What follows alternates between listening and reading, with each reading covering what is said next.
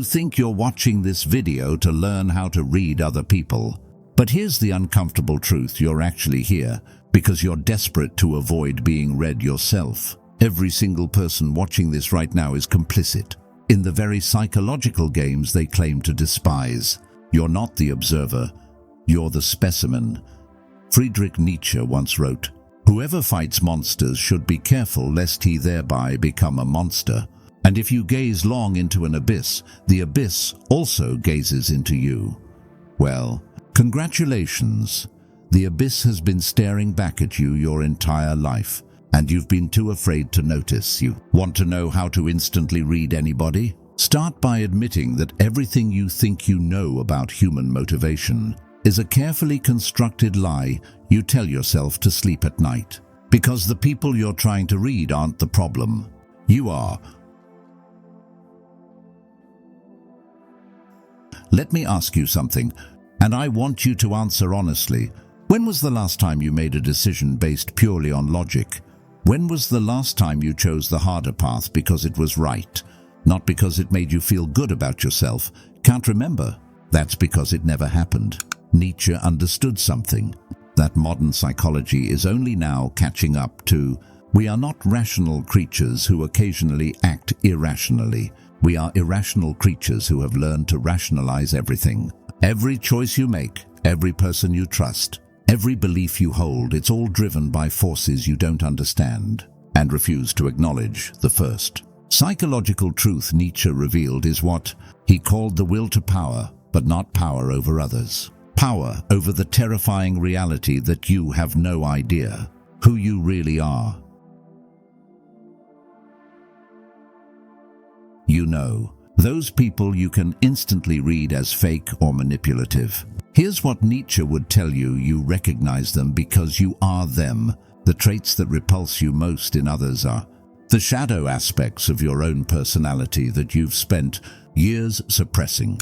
Nietzsche called this phenomenon moral projection, the unconscious need to exile our own darkness by identifying it in others. Every time you point a finger at someone's dishonesty, 3 fingers point back at the lies you tell yourself daily.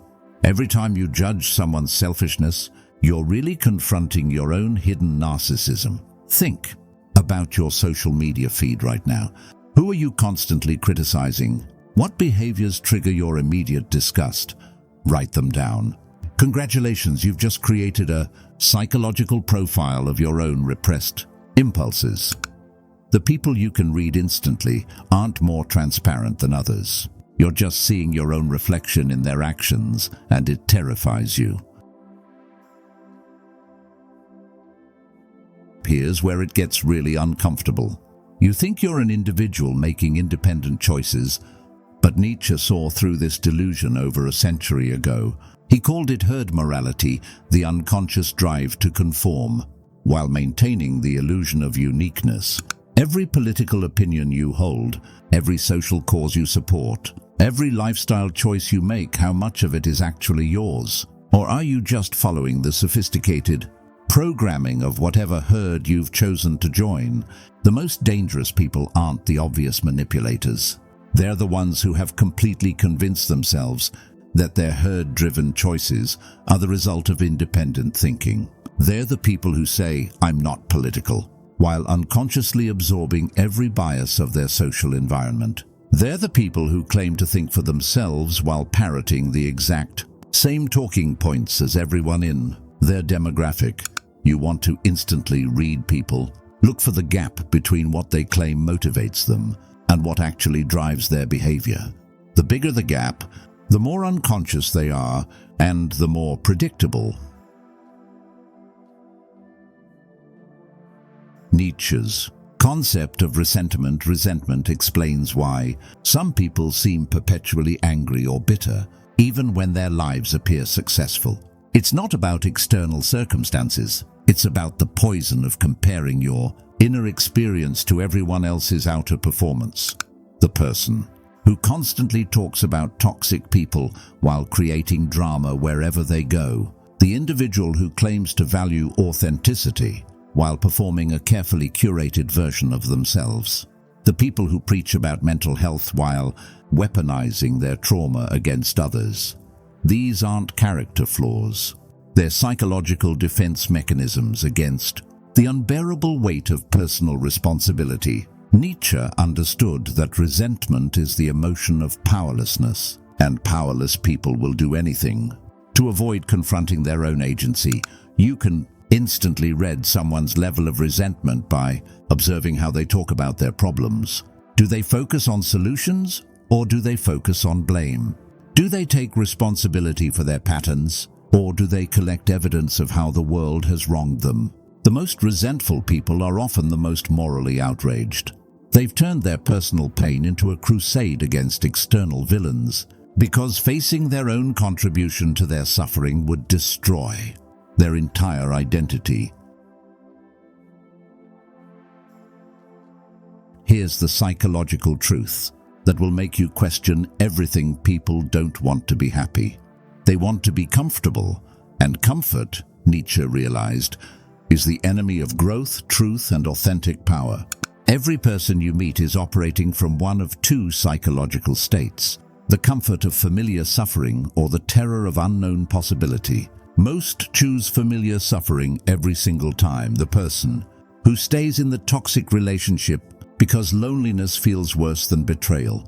The individual who remains in the dead-end job because financial insecurity feels more manageable than career uncertainty. The people who complain about their problems while actively avoiding solutions. This isn't weakness. It's a sophisticated psychological strategy. Familiar pain provides the illusion of control and the comfort of predictability. Unknown possibilities require confronting the terrifying reality that you might be capable of more than you've ever allowed yourself to believe. You can instantly read someone's relationship with self-deception by observing their response to opportunity. Do they get excited, or do they immediately start listing reasons why it won't work? Do they take action, or do they get trapped in analysis paralysis? The people most committed to their self-deceptions are often the most intelligent.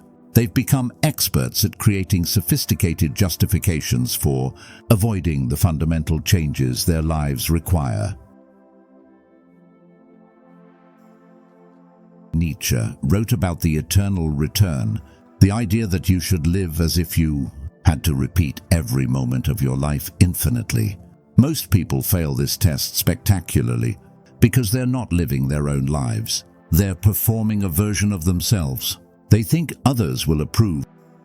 The Instagram influencer preaching self-love while desperately seeking external validation. The spiritual teacher selling enlightenment while privately struggling with the same insecurities as everyone else. The successful professional who has achieved everything they thought they wanted, only to discover they've been chasing someone else's definition of success. This performance isn't conscious manipulation. It's unconscious survival. Most people have so completely lost touch with their authentic desires that they genuinely believe their performed identity is their real self. You can instantly read someone's relationship with authenticity by observing the gap between their public persona and their private struggles. The bigger the performance, the deeper the disconnection from their true nature. But here's the really disturbing part. We're all performing. The only difference is how conscious we are of the performance. The people you judge as fake are just less skilled at hiding their act than you are.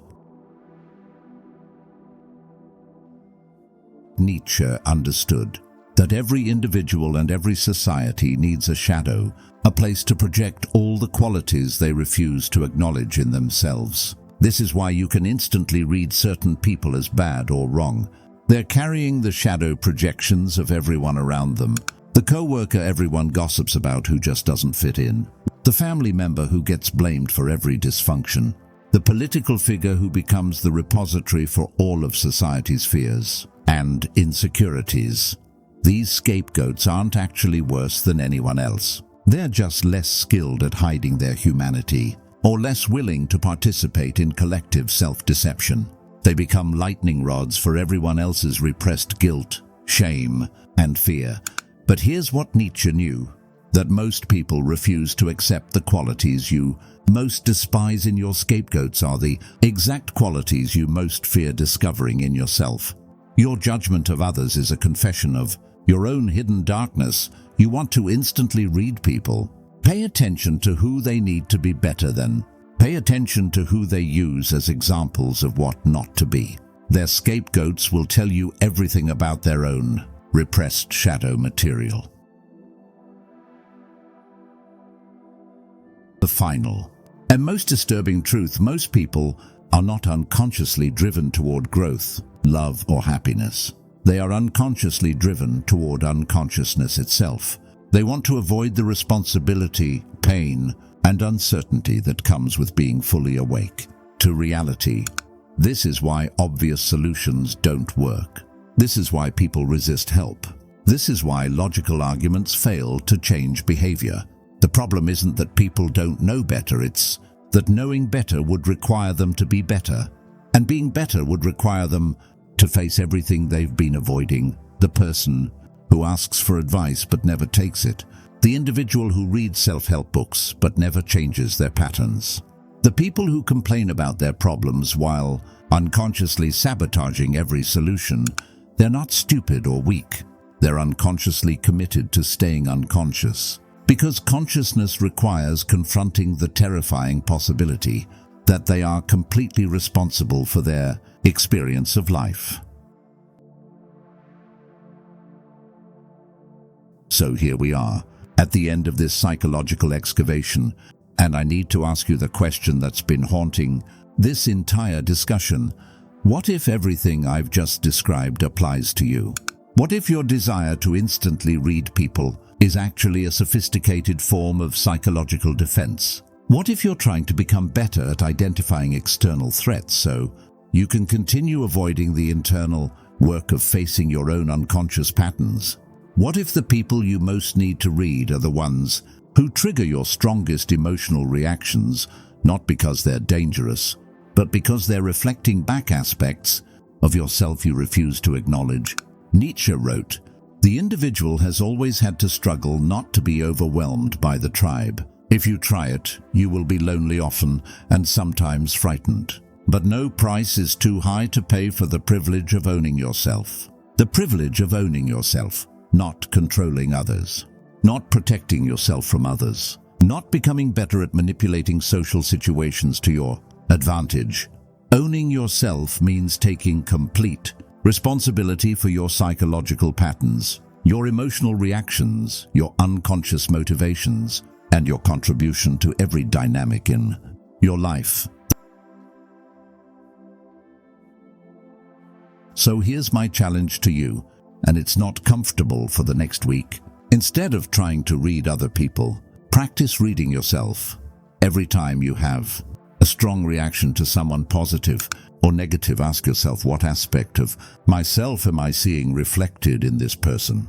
Every time you find yourself judging someone's choices, ask, how am I making similar choices in areas of my life I don't want to examine? Every time you feel the urge to fix, change, or control someone else's behavior, ask, what am I avoiding in my own life by focusing on their problems? Because here's the ultimate psychological truth Nietzsche understood: you cannot see clearly in others what you refuse to acknowledge in yourself. Your blind spots about your own nature create blind spots in your perception of everyone else. The people you can instantly read aren't more transparent. You're just seeing the aspects of human nature you've already confronted in yourself. The people who remain mysterious to you are reflecting back the parts of your own psyche you haven't had the courage to explore. Real psychological insight isn't about becoming better at manipulating or protecting yourself from others. It's about becoming so conscious of your own patterns that you can see through the unconscious games everyone is playing, including your own, and that level of consciousness. It's not comfortable, it's not safe. It doesn't make you more popular or more successful in conventional terms, but it makes you free. And freedom, Nietzsche knew, is the only thing worth pursuing, even if it costs you everything else. But here's something even Jung discovered that will disturb you more after spiritual awakening.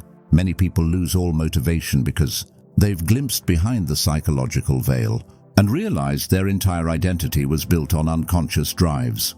If you want to understand why enlightenment can feel like death and how to navigate this terrifying territory, click on my next video, where Carl Jung explains the dark night of the soul that follows awakening.